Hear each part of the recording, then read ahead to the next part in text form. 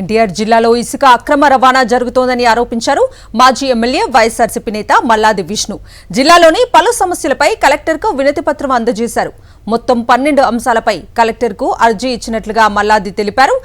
మన ఇసుకంతా తెలంగాణకు తరలిపోతుంటే ప్రభుత్వ శాఖలన్నీ ఏం చేస్తున్నాయని ప్రశ్నించారు ఆయన.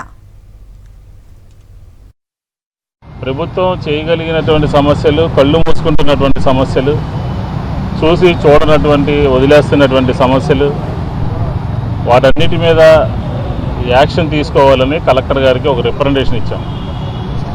ఈ రిప్రజెంటేషన్లో దాదాపుగా 12 అంశాలు ఉన్నాయి. 12 అంశాలతో కూడుకున్నటువంటి అర్జీని కలెక్టర్ దృష్టికి తీసుకెళ్ళి తక్షణమే దీని మీద స్పందించాలి. ప్రధానంగా జిల్లాకు సంబంధించి, ప్రజలకు సంబంధించి ఆస్తులు, ప్రాపర్టీ, ఇసుక అక్రమ రవాణా అయిపోతుంది. ఎన్టీఆర్ జిల్లా నుంచి తెలంగాణకి వెళ్ళిపోతూ ఉంది. ఏం చేస్తున్నాయి ప్రభుత్వ శాఖలు అని చెప్పని అడుగుతూ ఉన్నాం. 20 మాసాలుగా, దాదాపుగా 2 సంవత్సరాలుగా ఇబ్బడి ముబ్బడిగా ఎన్టీఆర్ జిల్లాకు సంబంధించి రూరల్ నియోజకవర్గాల్లో, అప్లాండ్లో ఇసుకంతా కూడా అటు ఖమ్మం కానీ, సూర్యాపేట కానీ, తెలంగాణ ప్రాంతాలకి తరలి వెళ్ళిపోతుంది.